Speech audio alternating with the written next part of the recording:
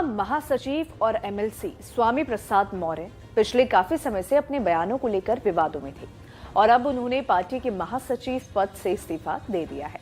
हालांकि पार्टी की तरफ से भी बार बार यही बयान आ रहे थे कि स्वामी प्रसाद के विवादित बयान उनके निजी हैं। पार्टी का उन बयानों से कोई लेना देना नहीं है। आपको यहां बता दें कि स्वामी प्रसाद मौर्य ने सिर्फ पद से इस्तीफा दिया है, पार्टी से नहीं। उन्होंने सपा अध्यक्ष अखिलेश यादव को इसको लेकर जो है एक लंबी चौड़ी चिट्ठी लिखी और साथ ही उन्होंने अपने पद से इस्तीफा क्यों दिया इसकी वजह भी बताई है। उन्होंने कहा कि वो पद पर रहे बिना भी पार्टी को सशक्त बनाने के लिए तत्पर रहेंगे। तो चलिए जानते हैं कि आखिर अखिलेश यादव को दी चिट्ठी में स्वामी प्रसाद मौर्य ने क्या लिखा है।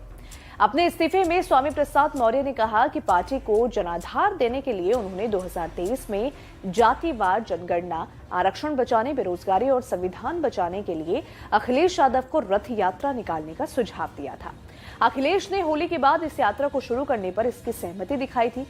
हालांकि इस यात्रा को कभी शुरू नहीं किया गया। इसके साथ ही स्वामी प्रसाद मौर्य ने कहा कि उन्हें सिर कलम करने की धमकी मिली।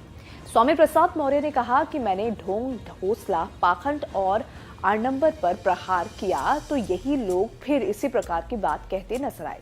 हमें इसका भी मलाल नहीं, क्योंकि मैं तो भारतीय संविधान के निर्देश के क्रम में लोगों को वैज्ञानिक सोच के साथ खड़ा कर लोगों को सपा से जोड़ने की अभियान में लगा हुआ हूँ। यहाँ तक कि इसी अभियान के दौरान मुझे गोली मारने, हत्या कर देने, तलवार से सिर कलम करने, जीभ काटने, नाक काटने, हाथ काटने जैसे लगभग 2 दर्जन धमकियां और हत्या के लिए 51 करोड़ 51 लाख, 21 लाख, 11 लाख, 10 लाख जैसे अलग अलग रकम देने की सुपारी दी गई। अनेकों बार जानलेवा हमले भी हुए। ये बात दीगर है कि प्रत्येक बार मैं बाल बाल बचता चला गया। उल्टे सत्ताधारियों द्वारा मेरे खिलाफ अनेकों एफआईआर भी दर्ज कराई गई, किंतु अपनी सुरक्षा के बिना चिंता किए हुए मैं अपने अभियान में निरंतर चल रहा हूँ। आपको यहां बता दें कि इतने ही नहीं, अपने पद से इस्तीफा देने के दौरान उन्होंने पार्टी में भेदभाव के गंभीर आरोप भी लगाए हैं।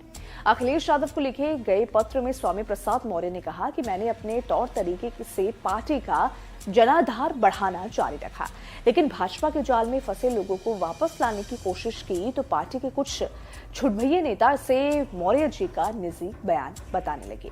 स्वामी ने आगे कहा कि मैं सपा का राष्ट्रीय महासचिव हूं, लेकिन मेरा बयान निजी हो जाता है, लेकिन अन्य राष्ट्रीय महासचिव के बयान पार्टी का बयान हो जाते हैं। ये हैरानी की बात है। उन्होंने पत्र में कहा कि अगर महासचिव के पद में भी भेदभाव है तो मैं इस पद का त्याग करता हूं। आप सभी को बता दें कि 2 जनवरी 1954 को प्रतापगढ़ उत्तर प्रदेश में जन्मे स्वामी प्रसाद मौर्य कोयरी ओबीसी समुदाय से हैं। इनका ओबीसी वर्ग में बड़ा जनाधार माना जाता है। यूपी के कुशीनगर के पडरौना विधानसभा सीट से साल 2009 में उपचुनाव जीतने के पहले ही मायावती सरकार में वो साल 2007 में मंत्री बन चुके थे। वो बसपा के कद्दावर नेताओं और बसपा सुप्रीमो और पूर्व मुख्यमंत्री मायावती के खासम खास माने जाते थे। साल 2009 में आरपीएन सिंह के लोकसभा चुनाव जीतने के बाद हुए उपचुनाव में उन्हें जीत हासिल हुई। वो पडरौना सीट से बसपा के टिकट पर जीत हासिल करने के बाद बसपा की सरकार में पंचायती राज और सहकारिता मंत्री भी रहे। इसके पहले वो साल 2002 और साल 1996 में डलमोग से 2 बार विधायक रहे हैं। इसको लेकर आपकी क्या राय है? आपका क्या कहना है? अपनी राय हमें कमेंट सेक्शन में जरूर बताइएगा। वीडियो पसंद आए तो वीडियो को लाइक शेयर करना ना भूलें। धन्यवाद।